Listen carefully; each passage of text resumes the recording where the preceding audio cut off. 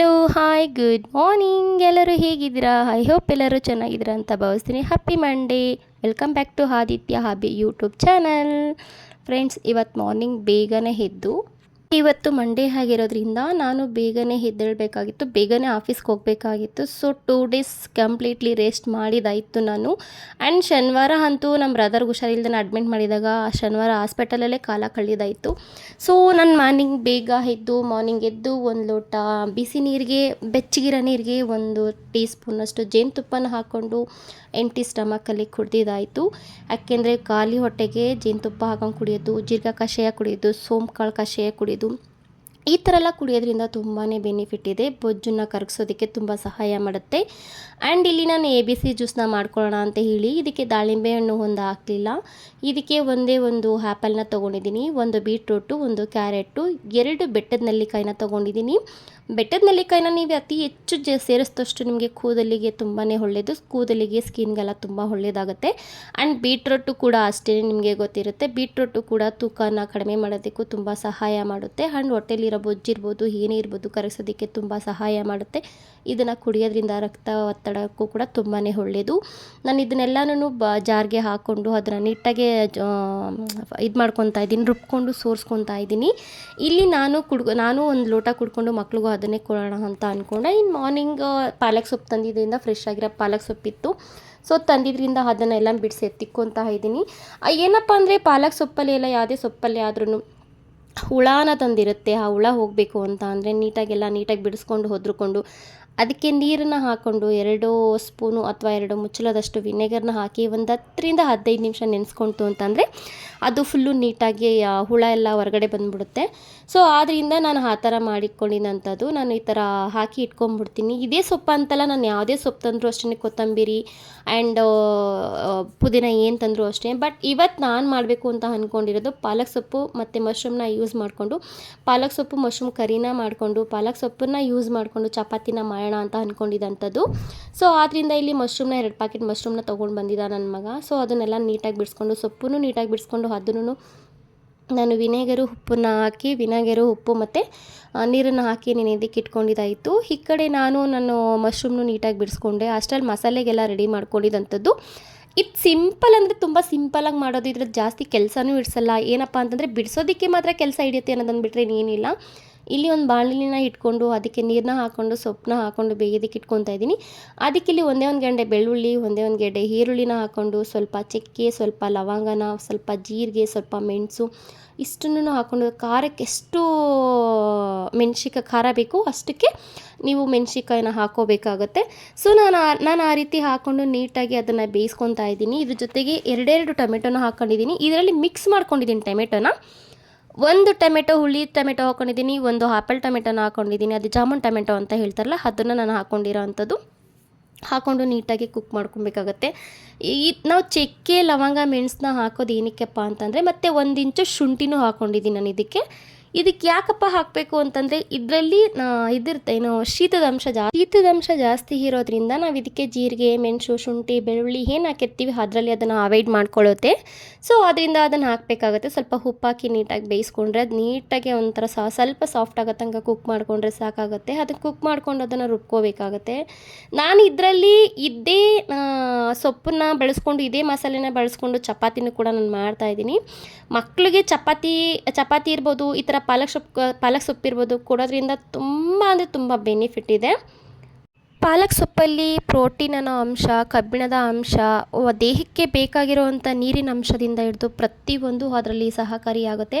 So ಅದರಿಂದ ಅತಿ ಹೆಚ್ಚಾಗಿ ಪಾಲಕ್ ಸೊಪ್ಪನ್ನ ಕೊಟ್ಟರೂ ಕೂಡ ಮಕ್ಕಳಿಗೆ ತುಂಬ ಒಳ್ಳೆಯದು. ಮಕ್ಕಳಿಗೆ ಅಂತಲ್ಲ, ದೊಡ್ಡವ್ರಿಗೂ ಕೂಡ ತುಂಬಾ ಒಳ್ಳೆಯದು. ಆ್ಯಂಡ್ ಕ್ಯಾರೆಟಲ್ಲೂ ಅಷ್ಟೇ, ಕ್ಯಾರೆಟು, ಬೀಟ್ರೂಟು ಇದನ್ನೆಲ್ಲ ನಾವು ಕೊಟ್ಟಷ್ಟು ತುಂಬ ಒಳ್ಳೆಯದು. ಅಂದರೆ ನನ್ನ ಮಗ ಇದು ABC ಜ್ಯೂಸ್ ಅಂತ ಏನು ಮಾಡಿಕೊಡ್ತೀನಿ ಅದನ್ನು ಅವ್ನು ಕುಡಿಯೋದಿಲ್ಲ. ನಾನು ಅದಕ್ಕೆ ಸ್ವಲ್ಪ ಸಕ್ಕರೆನ ಹಾಕಿ ಕೊಡೋ ಅಂಥದ್ದು. ಯಾಕೆ ಅಂತಂದರೆ ಮಕ್ಕಳಿಗೆ ಕೆಲವೊಂದು ಇಷ್ಟ ಆಗುತ್ತೆ, ಕೆಲವೊಂದು ಇಷ್ಟ ಆಗೋದಿಲ್ಲ. ಆದ್ರೂ ಮಾಡಿ ಫೋರ್ಸಬಲಿ ತಿನ್ನಿಸ್ಬೇಕಾಗತ್ತೆ. ಅವರು ಆರೋಗ್ಯಕರವಾಗಿರಬೇಕು ಅಂತಂದರೆ ಈ ಥರದನ್ನೆಲ್ಲ ಮಾಡಲೇಬೇಕಾಗತ್ತೆ. ಸೊ ಒಂದು ಬಾಣಲಿನ ಇಟ್ಕೊಂಡು ಅದಕ್ಕೆ ಸ್ವಲ್ಪ ಎಣ್ಣೆನೇ ಹಾಕ್ಕೊಂಡು ಸ್ವಲ್ಪ ಆನಿಯನ್ನ ಹಾಕ್ಕೊಂಡು ನೀಟಾಗಿ ಫ್ರೈ ಮಾಡ್ಕೊತಾ ಇದ್ದೀನಿ. ಆನಿಯನ್ನು ಅದು ಸ್ವಲ್ಪ ಹಸಿ ವಾಸನೆ ಹೋಗಬೇಕಾಗತ್ತೆ, ಹಸಿ ವಾಸನೆ ಹೋಗೋ ತನಕ ಹುರ್ಕೊಬೇಕಾಗತ್ತೆ. ಅದಕ್ಕೆ ಸ್ವಲ್ಪ ಉಪ್ಪನ್ನ ಹಾಕ್ಕೊಂಡು ಹುರ್ಕೊಂಡ್ರೆ ಅದು ಬೇಗ ಕುಕ್ ಆಗಿಬಿಡುತ್ತೆ. ಸೊ ಆದ್ದರಿಂದ ಆ ಥರ ಹಾಕಿ ಹುರ್ಕೊಳ್ಳಿ. ಇದಕ್ಕೆ ನಾನು ತೊಳೆದಿಟ್ಕೊಂಡಿರೋಂಥ ಮಶ್ರೂಮನ್ನ ಹಾಕೊತಾ ಇದ್ದೀನಿ ಬಿಡಿಸಿ, ವಿನೆಗರು ಉಪ್ಪು ಹಾಕಿ ಅದನ್ನು ಕೂಡ ಸೇಮ್ ಅದೇ ರೀತಿ ನಾನು ತೊಳೆದಿಟ್ಕೊಂಡಿರೋ ತೊಳೆದಿಟ್ಕೊಂಡು ಅದನ್ನು ನೀಟಾಗಿ ಫ್ರೈ ಮಾಡ್ಕೊತಿದ್ದೀನಿ. ಇದಕ್ಕೆ ನಾವು ಯಾವುದೇ ರೀತಿ ನೀರನ್ನ ಹಾಕೋದೇನು ಬೇಕಾಗಿಲ್ಲ, ಯಾಕೆಂದರೆ ಮಶ್ರೂಮ್ನಲ್ಲಿ ನೀರಿನ ಅಂಶ ಇರೋದ್ರಿಂದ ಮಶ್ರೂಮಲ್ಲೂ ಕೂಡ ನೀರು ಬಿಟ್ಕೊಳ್ಳುತ್ತೆ. ಸೊ ಆದ್ದರಿಂದ ನಾನು ನೀರು ಹಾಕಿಲ್ಲ. ನಾನು ಬೇಯಿಸಿಟ್ಕೊಂಡಿರೋದೇನಿದೆ ಅದನ್ನು ರುಬ್ಬಿರೋದೇನಿದೆ ಅದನ್ನು ಹಾಕಿದ್ರು ಅಷ್ಟೇ. ಅದಕ್ಕೆ ಸ್ವಲ್ಪನೇ ಒಂದು ಚಿಕ್ಕ ಗ್ಲಾಸಲ್ಲಿ ಒಂದೇ ಒಂದು ಗ್ಲಾಸ್ನ ಹಾಕಿ ನಾನು ಬೇಯಿಸ್ಕೊಳ್ಳೋ ಅಂಥದ್ದು, ಕುಕ್ ಮಾಡ್ಕೊಳ್ಳೋ ಅಂಥದ್ದು. ಇವಾಗ ಏನು ಮಸಾಲೆ ಹಾಕಿದ್ದೀವೋ ಆ ಮಸಾಲೆಗೆ ಸ್ವಲ್ಪ ಪೆಪ್ಪರ್ ಪೌಡ್ರನ್ನ ಹಾಕ್ಕೊಂಡು, ಸ್ವಲ್ಪ ಸಾಲ್ಟ್, ಸ್ವಲ್ಪ ಪೆಪ್ಪರ್ ಪೌಡ್ರ್, ಜೀರಿಗೆ ಮೆಣಸು ಪೌಡ್ರ್ ಏನು ಮಾಡಿಕೊಂಡಿರ್ತೀವೋ ಅದನ್ನು ಅದಕ್ಕೆ ಹಾಕಿ ನೀಟಾಗಿ ಫ್ರೈ ಮಾಡ್ಕೊಂಡ್ರೆ ಆಗೋಗ್ಬಿಡುತ್ತೆ. ಅದು ನೀಟಾಗಿ ಅದು ನೀರು ಬಿಟ್ಕೊಳ್ಳೋ ತನಕನೂ ನೋಡಿ, ನೀವೇ ನೋಡ್ತಾ ಇರ್ತೀರಾ ಎಷ್ಟು ನೀರು ಬಿಟ್ಕೊತಾ ಇದೆ. ಯಾಕೆ ಅಂತಂದರೆ ಅದೆಲ್ಲ ನೀರು ಹಾಕೋದೇ ಬೇಡ. ಅದು ಅಷ್ಟೇ, ಚಿಕನ್ನು ಅಷ್ಟೇ, ಮಟನ್ನು ಅಷ್ಟೇ. ನಾವು ಈ ಥರ ಡ್ರೈಯಾಗಿ ಈ ಥರ ಏನಾದ್ರು ಉರಿತಿರ್ತೀವಿ ಅಂತ ಅಂದಾಗ ಆದಷ್ಟಕ್ಕೆ ಅದೇ ನೀರು ಬಿಟ್ಕೊಂಡ್ಬಿಟ್ಟಿರುತ್ತೆ. ಸೊ ಇಲ್ಲಿ ಒಂದು ಜಾರನ್ನ ತಗೊಂಡು, ಜಾರಿಗೆ ನಾನು ಏನು ಪಾಲಕ್ ಸೊಪ್ಪು, ಟೊಮೆಟೊ, ಈರುಳ್ಳಿ, ಹಸಿಮೆಣಸಿನ್ಕಾಯಿ, ಚಕ್ಕೆ, ಲವಂಗ, ಜೀರಿಗೆ, ಮೆಣಸು, ಶುಂಠಿ, ಬೆಳ್ಳುಳ್ಳಿ ಏನಿದೆ ಅದೆಲ್ಲನೂ ಹಾಕಿ ನೀಟಾಗಿ ಪೇಸ್ಟ್ ಮಾಡ್ಕೊತಾ ಇದ್ದೀನಿ.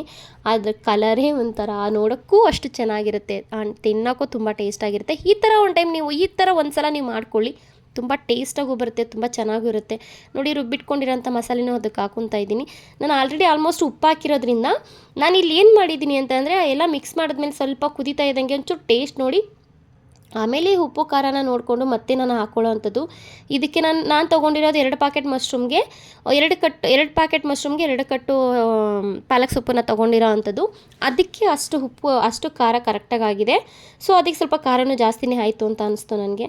ಸೊ ಆದ್ದರಿಂದ ಪರವಾಗಿಲ್ಲ, ತೊಂದರೆ ಇಲ್ಲ ಅಂತೇಳಿ ಅದಕ್ಕೆ ಎಷ್ಟು ನೀರು ಬೇಕೋ ಅಷ್ಟು ಚೂರು ಜಾರಲ್ಲಿ ಏನು ಮಸಾಲೆ ಅಂಟ್ಕೊಂಡಿರುತ್ತೋ ಅದಕ್ಕೆ ಸ್ವಲ್ಪ ನೀರನ್ನು ಹಾಕಿ ನೀಟಾಗಿ ಅದನ್ನೆಲ್ಲ ಕ್ಲೀನಾಗಿ ಇದು ಮಾಡ್ಕೊಂಡು ಅದನ್ನು ಅದಕ್ಕೆ ಹಾಕ್ಕೊಂಡು ನೀಟಾಗಿ ಒಂದೊಳ್ಳೆ ಮಿಕ್ಸ್ ಮಾಡ್ಕೊತಂದ್ರೆ ಆಗುತ್ತೆ. ಈ ಟೈಮಲ್ಲಿ ಸ್ವಲ್ಪ ಉಪ್ಪನ್ನ ನೋಡಿಕೊಂಡು ಲೈಟಾಗಿ ಒಂದೇ ಒಂದು ಚೂರು ಉಪ್ಪನ್ನು ಹಾಕ್ಕೊಂಡೆ. ನಾನು ಸ್ವಲ್ಪ ಸಪ್ಪೆ ಅಂತ ಅನ್ನಿಸ್ತು. ಸೊ ಆದ್ದರಿಂದ ಲೈಟಾಗಿ ಚೂರು ಉಪ್ಪನ್ನು ಹಾಕ್ಕೊಂಡು ನೀಟಾಗಿ ಮಿಕ್ಸ್ ಮಾಡ್ಕೊಂಡಿದ್ದಂಥದ್ದು. ಅದು ಸ್ವಲ್ಪ ಎಣ್ಣೆ ಬಿಟ್ಕೊತಾ ಇರುತ್ತಲ್ಲ ಅಂಥ ಟೈಮಲ್ಲಿ ನೀವೇನು ಮಾಡಬೇಕು, ಸ್ವಲ್ಪ ಮೊಸರನ್ನ ಹಾಕಬೇಕು. ಸ್ವಲ್ಪ ಮೊಸರನ್ನ ಹಾಕ್ಕೊಂಡು ನೀಟಾಗಿ ಮಿಕ್ಸ್ ಮಾಡ್ಕೊತು ಅಂತಂದರೆ ತುಂಬ ಚೆನ್ನಾಗಿರುತ್ತೆ. ನಾನು ಅದೇ ರೀತಿಯೇ ಮಾಡೋದು. ಇಲ್ಲಿ ಪಕ್ಕದಲ್ಲಿ ಒಂದು ಬಾಣಲಿನ ಇಟ್ಕೊಂಡು ಅದಕ್ಕೆ 2 ಬೌಲಷ್ಟು ಗೋಧಿ ಹಿಟ್ಟಿನ ಹಾಕ್ಕೊಂಡು, ಆ ಗೋಧಿ ಹಿಟ್ಟಿಗೆ ರುಚಿಗೆ ತಕ್ಕಷ್ಟು ಉಪ್ಪನ್ನು ಹಾಕ್ಕೊತಾ ಇದ್ದೀನಿ. ನಾನು ಉಪ್ಪನ್ನು ಹಾಕ್ಕೊಂಡು ಇದಕ್ಕೆ ನಾನು ಮಿಕ್ಸ್ ಮಾಡ್ಕೊತಾರ ಅಂಥದ್ದು. ನಾನು ಆವಾಗಲೇ ಪಾಲಕ್ ಸೊಪ್ಪು ಏನು ರುಬ್ಬಿದೆ, ನಾನು ಅದೇ ರುಬ್ಬಿರೋಂಥ ಪಾಲಕ್ ಸೊಪ್ಪನ್ನ ಸ್ವಲ್ಪ ನೀರನ್ನು ಮಿಕ್ಸ್ ಮಾಡಿಕೊಂಡು ಅದನ್ನು ಇದಕ್ಕೆ ಹಾಕ್ಕೊತಾ ಇದ್ದೀನಿ. ಉಪ್ಪನ್ನು ಹಾಕಿ ನೀಟಾಗಿ ಹಸಿಟ್ಟನ್ನ ಮಿಕ್ಸ್ ಮಾಡ್ಕೊತು ಅಂತಂದರೆ ಅದೆಲ್ಲ ನೀಟಾಗಿ ಅಬ್ಸರ್ವ್ ಆಗುತ್ತೆ. ಸೊ ಅದಾದಮೇಲೆ ಅದನ್ನು ಹಾಕ್ಕೊಂಡು ನೀಟಾಗಿ ಪಾಲಕ್ ಸೊಪ್ಪು ಏನು ರುಬ್ಬಿದ್ನೋ ಅದನ್ನು ಹಾಕಿ ನೀಟಾಗಿ ಮಿಕ್ಸ್ ಮಾಡ್ಕೊತಾ ಇದ್ದೀನಿ. ನಮ್ಮ ಮನೆ ಹತ್ರ ನವಿಲುಗಳು ಇರೋದ್ರಿಂದ ತುಂಬ ಸೌಂಡ್ ಬರುತ್ತೆ ಫ್ರೆಂಡ್ಸ್. ಯಾಕೆ ಅಂತಂದರೆ ಎದುರುಗಡೆ ತೋಟ ಇರೋದ್ರಿಂದ, ಅದು ಅಲ್ಲದೆ ನಿನ್ನೆ ಎದುರುಗಡೆ ತೋಟನೆಲ್ಲ ಉಳಿಸ್ಬಿಟ್ಟಿದ್ದಾರೆ. ಸೊ ಅಲ್ಲಿರೋ ಗಿಡನೆಲ್ಲ ತೆಗ್ಸಾಕ್ಬಿಟ್ಟಿದ್ದಾರೆ. ಅದು ಉಳಿಸಿದ್ಮೇಲೆ ಯಾವುದೇ ರೀತಿ ಕಾಳು ಕಡ್ಡಿ ಈ ಥರ ಏನೂ ಸಿಗಲ್ಲ ಪಾಪ ಅವಕ್ಕೆ. ಸೊ ಆದ್ದರಿಂದ ಅವು ಊಟಕ್ಕೆ ಬಡ್ಕೊತಿದ್ವು ಏನೋ ಗೊತ್ತಿಲ್ಲ, ಆ ಮಕ್ಕಳು ಮರಿ ಎಲ್ಲೋದು ಅಂತ ಬಡ್ಕೊತಿದ್ವು ಏನೋ ಗೊತ್ತಿಲ್ಲ. ಸೊ ತುಂಬ ಸೌಂಡ್ ಮಾಡ್ತಿದ್ದೋ, ರಾತ್ರಿ ಎಲ್ಲ ಸೌಂಡ್ ಮಾಡ್ತಿದ್ದೋ, ಬೆಳಗ್ಗೆನೂ ಅಷ್ಟೇ ಸಿಕ್ಕಾಪಟ್ಟೆ ಸೌಂಡ್ ಮಾಡ್ತಾಯಿದ್ದೋ. ನೋಡಿ, ನೀಟಾಗಿ ಕಲಿಸ್ಕೊತಾ ಇದ್ದೀನಿ. ಅದನ್ನು ನೀವು ಎಷ್ಟು ನಾದ್ಕೊತಿರೋ ಅಷ್ಟು ಚೆನ್ನಾಗಿ ಚಪಾತಿ ಬರುತ್ತೆ. ನೀವು ನೈಟೇ ಕಲಸಿ ಅದಕ್ಕೆ ಸ್ವಲ್ಪ ಮೇಲುಗಡೆ ಸ್ವಲ್ಪ ಎಣ್ಣೆನ ಹಾಕಿ ಇಟ್ಬಿಟ್ರೂ ಕೂಡ ತುಂಬ ಚೆನ್ನಾಗಿ ಬರುತ್ತೆ.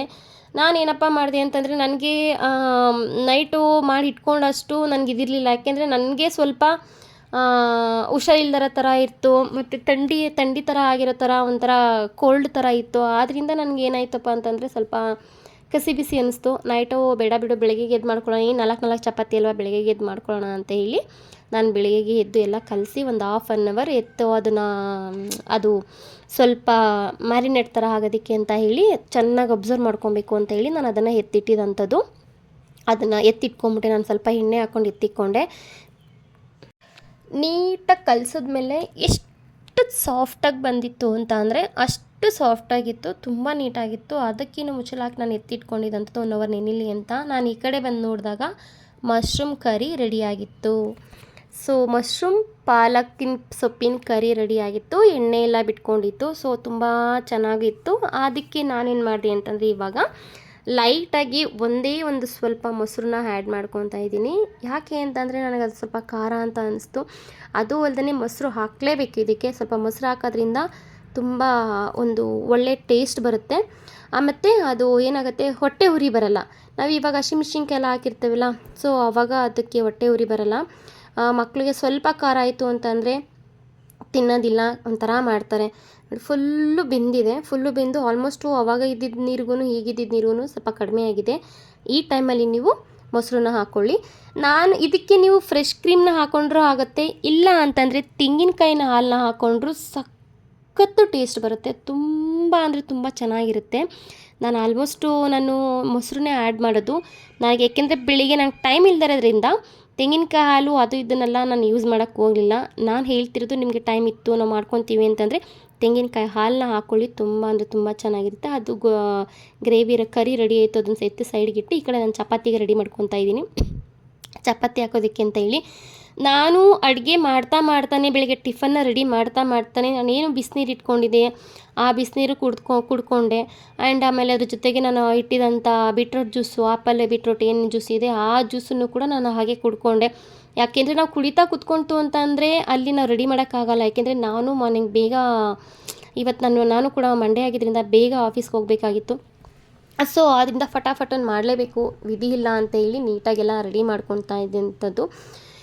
ಚಪಾತಿ ಹೊತ್ತುವಾಗ ನೀನು ಎಷ್ಟೇ ತೆಳ್ಳಗೊತ್ತು ಅಷ್ಟು ಚೆನ್ನಾಗಿ ಬರುತ್ತೆ, ಆ ರೀತಿ ಇತ್ತು. ಅಂದರೆ ನಾವು ಎಷ್ಟೇ ತೆಳ್ಳಗೆ ಒತ್ತಿದ್ರೂ ಕೂಡ ಅಷ್ಟು ಚೆನ್ನಾಗಿ ಬರ್ತಾಯಿತ್ತು. ನಾನಿಲ್ಲಿ ನನ್ನ ಚಪಾತಿನ ರೆಡಿ ಮಾಡಿ ಅಷ್ಟಲ್ಲಿ ಮಕ್ಕಳು ರೆಡಿ ಆದೋ, ಅಷ್ಟು ಮಕ್ಕಳಿಗೆ ನಾನು ಟಿಫನ್ ಕೊಡಬೇಕಿತ್ತು ಅಂತ ಹೇಳಿ ನಾನು ಫಸ್ಟು ಚಿಕ್ಕವನಿಗೆ ಟಿಫನ್ನ ಕೊಟ್ಕೊಂಡಿದ್ದಂಥದ್ದು. ಯಾಕೆಂದರೆ ಫಸ್ಟ್ ರೆಡಿ ಆಗೋದೇ ಅವನು. ಎದ್ದಿದ ತಕ್ಷಣ ಅವನು ಸ್ಥಾನಕ್ಕೆ ಅವನ ಬೆಳಗಿಂದ ರೊಟೀನ್ ಏನಿರುತ್ತೋ ಅದನ್ನು ಅವ್ನು ಸ್ಟಾರ್ಟ್ ಮಾಡ್ಕೊಂಡ್ಬಿಡ್ತಾನೆ.